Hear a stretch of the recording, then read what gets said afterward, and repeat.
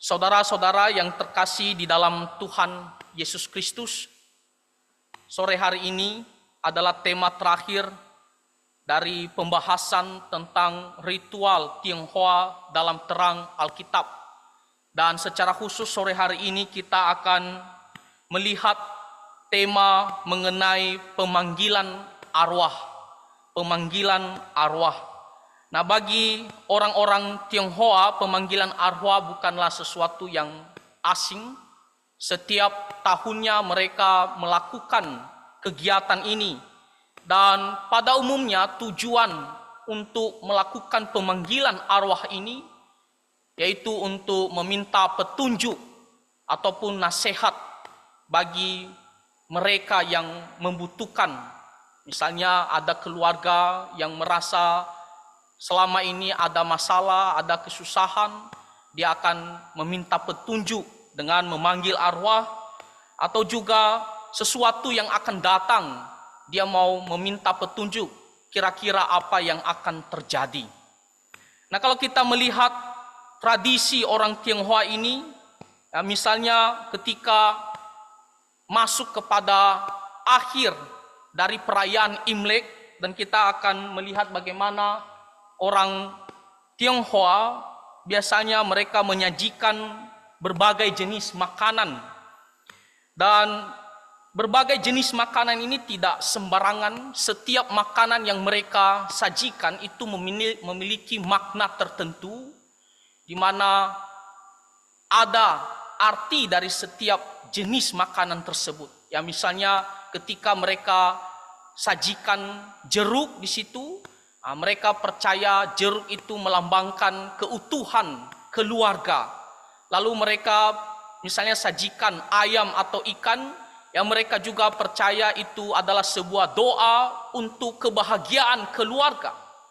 Lalu kita juga melihat ketika mereka sajikan misalnya mie, ya mereka juga percaya itu adalah sebuah doa bahwa akan ada ya panjang umur, ya atau umur yang panjang ya bagi keluarga. Jadi setiap sajian itu ada maknanya. Dan tentunya banyak sekali jenis makanan ini. Untuk apa? Ya tujuannya adalah setelah mereka semua sajikan dengan baik, maka keluarga akan berkumpul untuk berdoa, memanggil arwah keluarga mereka yang mereka mau. Biasanya mereka akan tulis nama siapa yang mereka akan panggil, dan ketika mereka berdoa mereka akan meminta kepada dewa ya supaya arwah orang tertentu yang mereka inginkan mereka bisa kembali dan makan semua sajian yang mereka berikan. Dan biasanya juga bagaimana mereka bisa berkomunikasi dengan arwah orang ini, yang mereka memakai dua keping kayu yang berbentuk bulan sabit, dan dua keping ini biasanya dilemparkan, dan ketika misalnya dua-duanya dalam keadaan tertutup, mereka percaya bahwa arwah tersebut ya sedang makan, belum selesai dia makan semua sajian tersebut.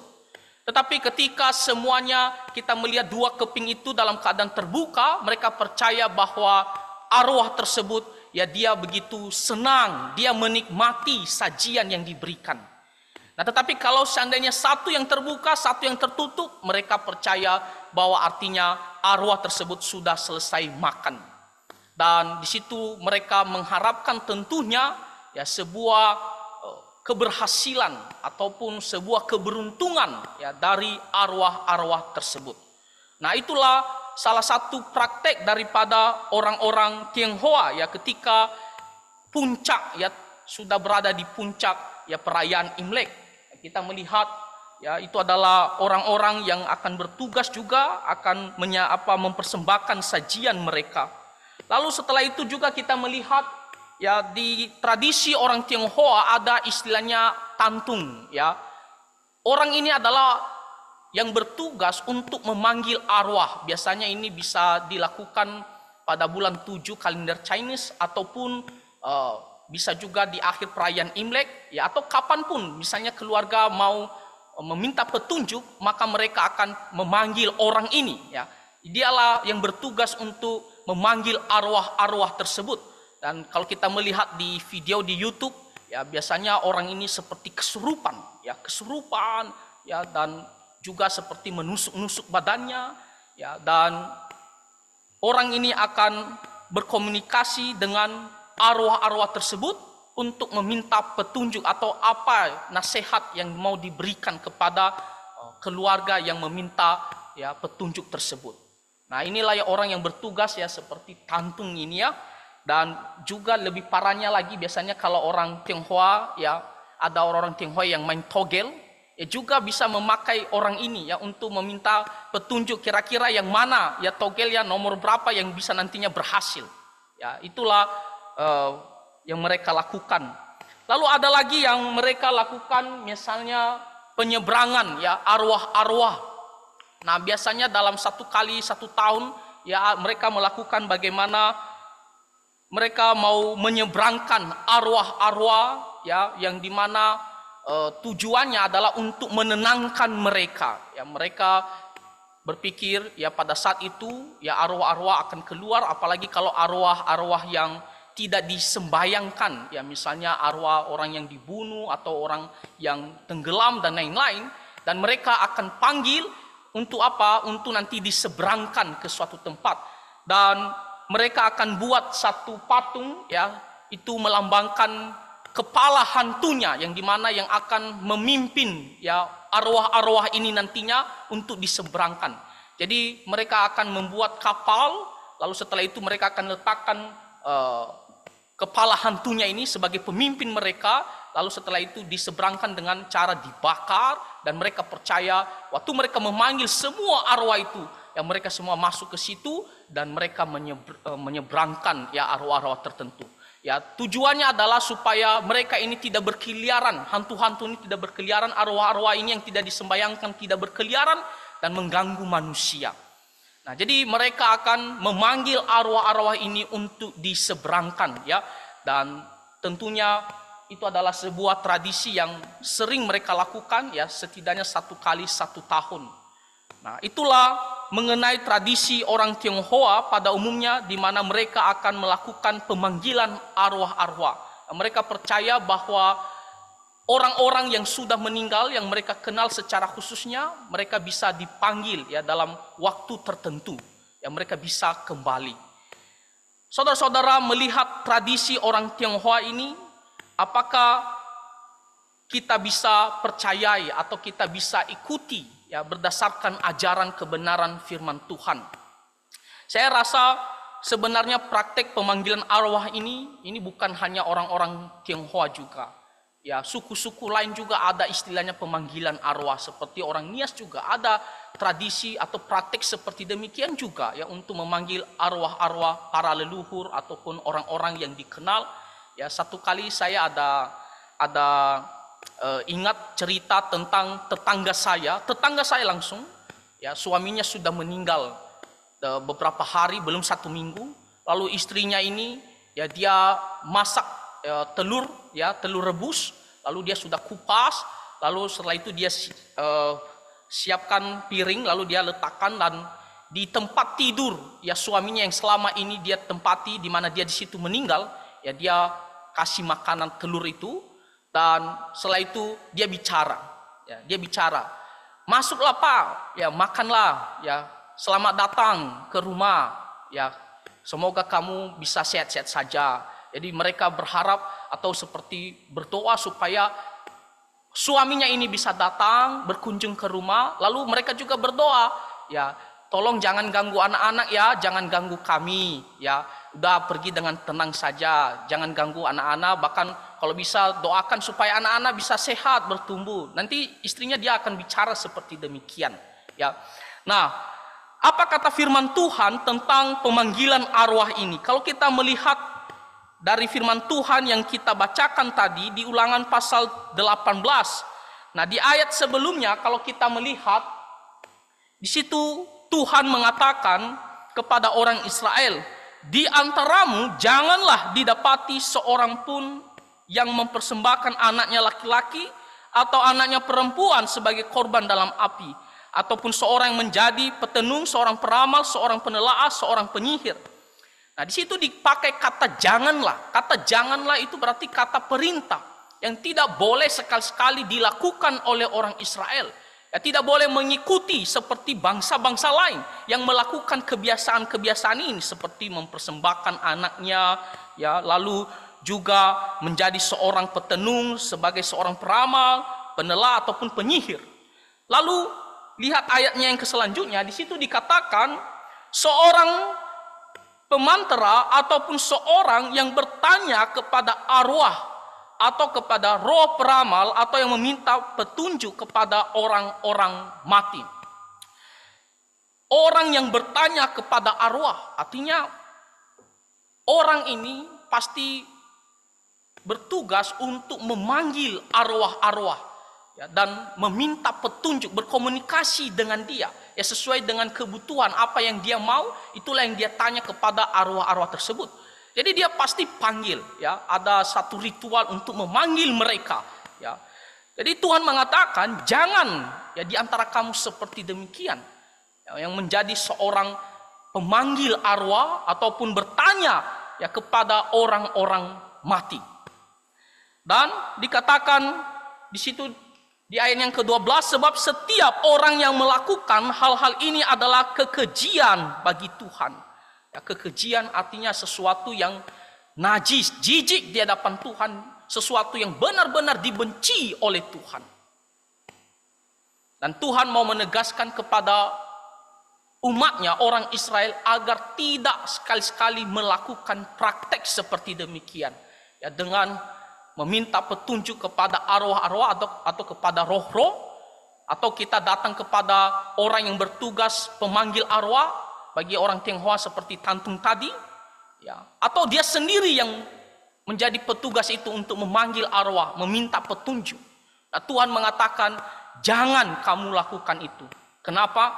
Karena hal itu sesuatu yang tidak berkenan di hadapan Tuhan, suatu kekejian di hadapan Tuhan.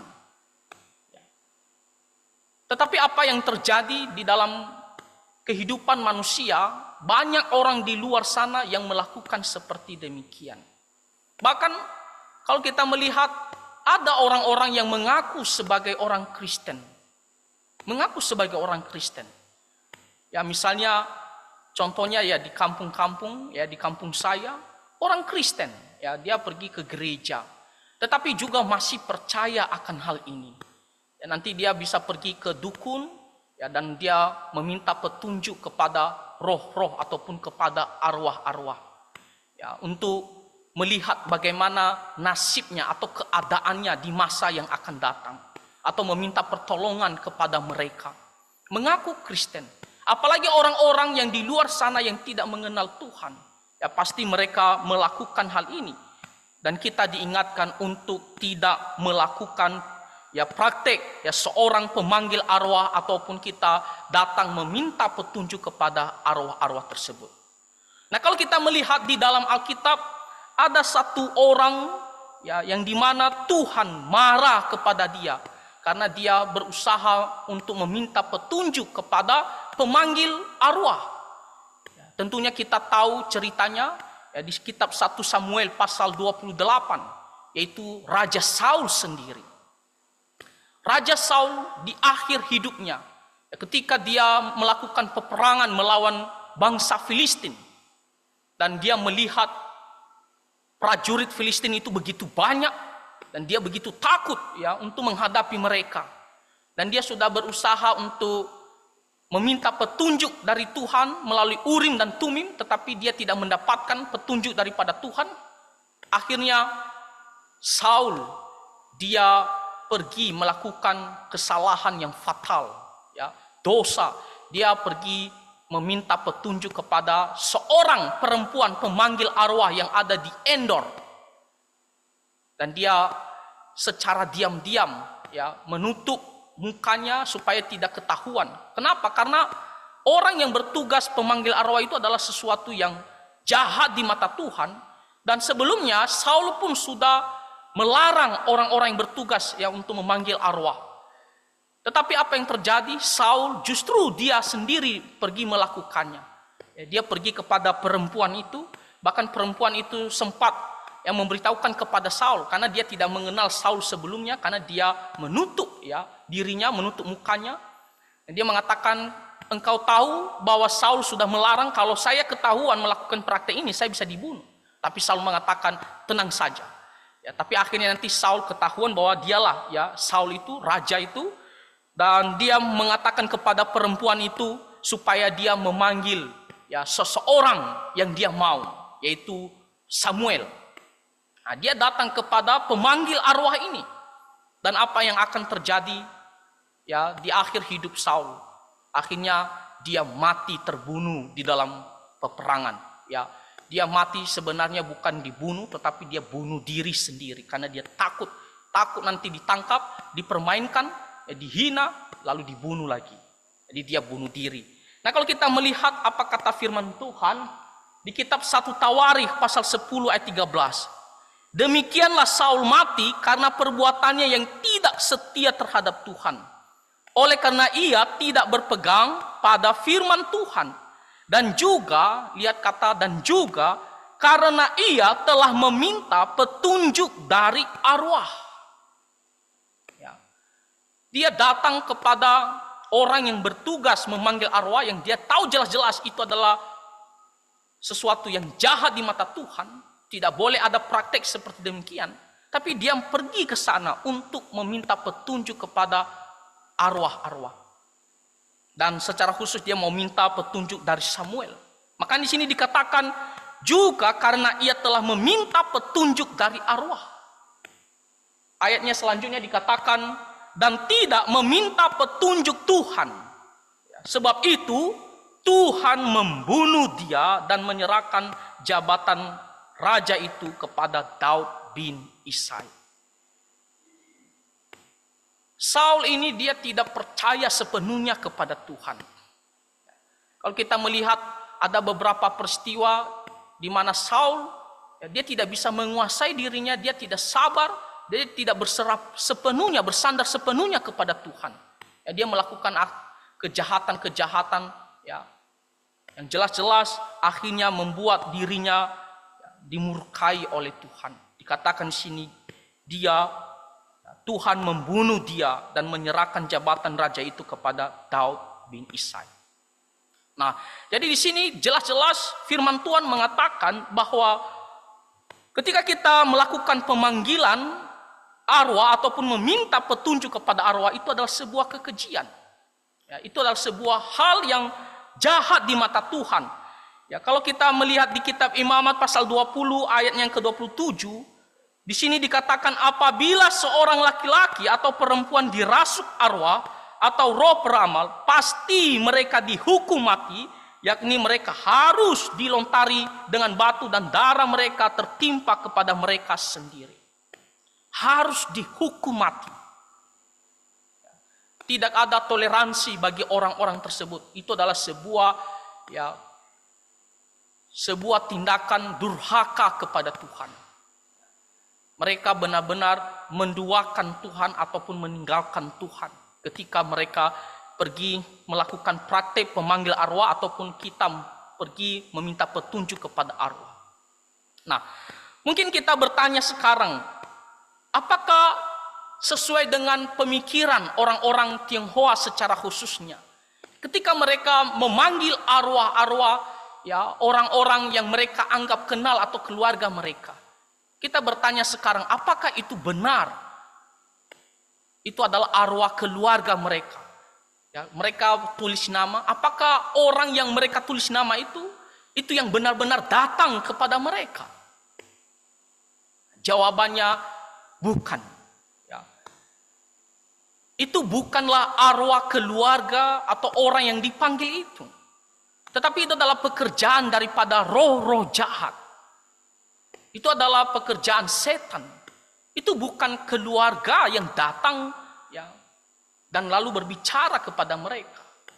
Kenapa? Karena kalau kita melihat di kitab Ibrani pasal 9 ayat 27, jelas sekali dikatakan oleh firman Tuhan bahwa kematian itu hanya satu kali saja, Dan setelah itu akan menghadap Tuhan untuk dihakimi. Tidak ada kesempatan bagi mereka, keluarga kita itu yang sudah meninggal, untuk kembali lagi ke rumah, berkomunikasi, bahkan memberikan petunjuk, nasihat apa yang dilakukan. Tidak ada. Ketika mereka sudah menghadap Tuhan atau sudah meninggal, mereka akan menghadap Tuhan dan langsung dihakimi. Kalau dia orang yang percaya, di Markus pasal 16 dikatakan diselamatkan, langsung pergi ke sorga, ke tempat di mana Tuhan Yesus berada. Tetapi bagi orang yang tidak percaya, tidak mau taat terhadap Tuhan untuk datang kepada Tuhan Yesus, maka mereka akan dihukum, dilemparkan ke dalam penghukuman yang kekal. Jadi waktu seseorang menutup mata, pada saat itu juga dia hadir di hadapan Tuhan. Dan setelah itu dia akan ditetapkan di mana dia berada. Apakah dia orang percaya, dia pergi ke surga. Kalau dia orang yang sudah meninggal namun tidak percaya, dia akan dihukum ke dalam penghukuman yang kekal. Bahkan kita ingat cerita tentang orang kaya dan Lazarus itu. Orang kaya itu yang tidak percaya kepada Tuhan. Dia meminta agar orang yang mati bisa pergi untuk memberitahukan kepada keluarganya yang belum percaya. Tetapi tidak ada kesempatan bagi orang-orang yang mati ini untuk datang kembali, untuk berkomunikasi dengan keluarganya. Jadi itu bukanlah roh-roh keluarga kita yang sudah meninggal, tapi itu adalah pekerjaan-pekerjaan setan, roh-roh jahat. Supaya apa? Supaya kita percaya kepada mereka, supaya kita meninggalkan Tuhan, kita bersandar kepada mereka. Dan Tuhan mengatakan itu adalah sebuah kekejian dan harus dihukum mati. Jadi saudara-saudara, ketika kita di dalam pergumulan, di dalam keluarga, ataupun kita mau keadaan keluarga kita itu menjadi baik, apa yang harus kita lakukan? Bukan pergi kepada roh-roh jahat ini, bukan memanggil arwah-arwah roh-roh jahat ini, tapi yang harus kita lakukan adalah datang kepada Tuhan. Kalau kita melihat firman Tuhan di Mazmur 105 ayat keempat dikatakan, carilah Tuhan dan kekuatannya, carilah wajahnya selalu. Kita datang meminta petunjuk kepada Tuhan. Kita meminta hikmat daripada Tuhan, pertolongan daripada Tuhan, bukan kepada roh-roh jahat ini. Dikatakan cari. Kita harus mencari Tuhan. Tuhanlah yang menciptakan kita. Tuhanlah yang menguasai seluruh hidup kita dan berkuasa atas segala sesuatu. Sumber berkat, sumber pertolongan satu-satunya. Maka yang kita harus lakukan di Mazmur 105 ayat 4, carilah Tuhan dan kekuatannya, carilah wajahnya selalu. Bahkan kalau kita membaca di Mazmur pasal 91 ayatnya yang ke-15. Nah, kalau kita melihat ini sangat berkaitan dengan harapan manusia. Khususnya kalau kita melihat orang-orang Tionghoa, kenapa mereka memanggil arwah? Mengapa mereka berkomunikasi dengan roh-roh? Tujuannya adalah untuk meminta keberhasilan, kekayaan, keberuntungan. Tapi firman Tuhan mengatakan di Mazmur pasal 91 ayat 15, bila ia berseru kepadaku, aku akan menjawab. Kalau kita datang berseru kepada Tuhan, dia akan menjawab kita. Aku akan menyertai dia di dalam kesesakan. Bukankah ini yang kita cari? Bukankah orang-orang Tionghoa secara khususnya ketika mereka melakukan pemanggilan arwah, tujuannya untuk mendapatkan sesuatu yang baik? Dikatakan menyertai dia dalam kesesakan. Itu ada pada Tuhan, bukan kepada roh-roh jahat. Ketika kita dalam kesulitan besar, Tuhan yang kita cari, dikatakan dia akan menyertai kita dalam kesesakan. Bahkan dikatakan aku akan meluputkannya dan memuliakannya. Dia akan melepaskan kita dari kesulitan-kesulitan yang kita hadapi. Tidak hanya dia beserta dengan kita, tetapi dia juga akan melepaskan kita pada waktunya. Tentunya waktunya Tuhan dan caranya Tuhan. Lihat ayat yang ke-16, dikatakan dengan panjang umur akan kukenyangkan dia, akan kuperlihatkan kepadanya keselamatan daripada aku. Nah, kalau kita melihat tadi sekilas ya, sebelumnya orang-orang Tionghoa, mengapa mereka meminta petunjuk? Karena mereka berharap suatu kekayaan, nasib yang baik, kehidupan yang bahagia, panjang umur. Tetapi itu bukan ada pada roh-roh jahat itu. Di situ dikatakan kepada Tuhan, dengan panjang umur akan kukenyangkan dia, kuperlihatkan kepadanya keselamatan daripadaku. Ini adalah sesuatu yang dimana yang diinginkan orang-orang pada umumnya. Semua orang menginginkan hal ini. Tetapi yang dilakukan oleh orang-orang yang tidak mengenal Tuhan, mereka pergi kepada roh-roh jahat tersebut. Mereka anggap itu adalah arwah-arwah keluarga mereka, tetapi sesungguhnya itu adalah roh-roh jahat dan Tuhan begitu benci. Jadi apapun yang kita pergumulkan, kita harus cari Tuhan, berdoa kepada Tuhan. Bahkan sesuatu yang baik yang kita inginkan. Misalnya kita meminta supaya Tuhan memberkati pekerjaan usaha kita. Kita datang berdoa kepada Tuhan.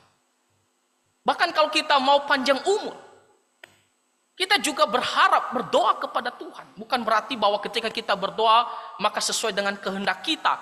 Pasti ya, kita mau harus itu terjadi. Tentunya itu sesuai dengan kehendak Tuhan. Tetapi maksudnya adalah bahwa segala sesuatunya ini, itu sumbernya hanya satu dari Tuhan.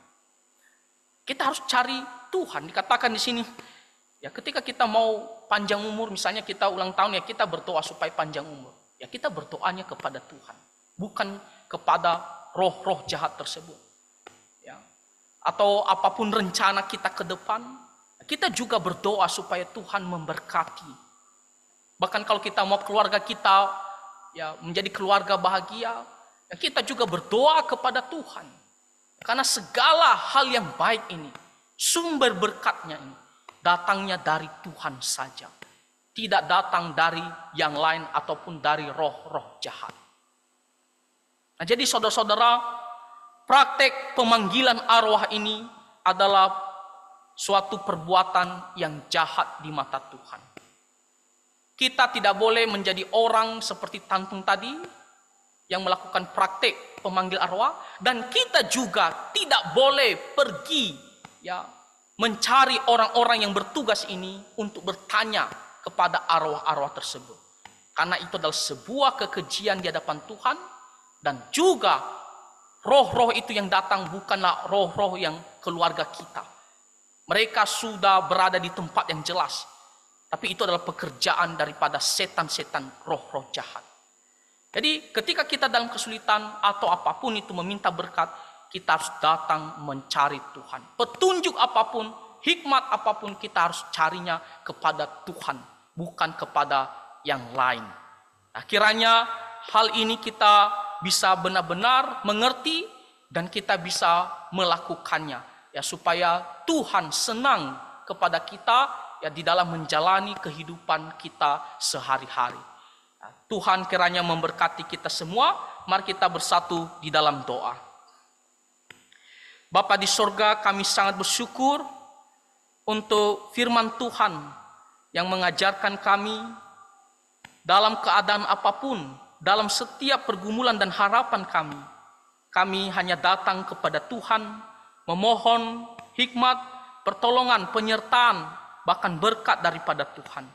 Tuhan, tolonglah kami agar kami menjauhkan diri dari berhubungan dengan roh-roh jahat ataupun praktek untuk pemanggilan arwah. Karena itu adalah sebuah kekejian di hadapan Tuhan. Dan biarlah Tuhan menolong kami untuk terus memegang kebenaran firman-Mu, dan kami setia hidup takut akan Tuhan. Terima kasih ya Tuhan, ampunilah dosa-dosa kami.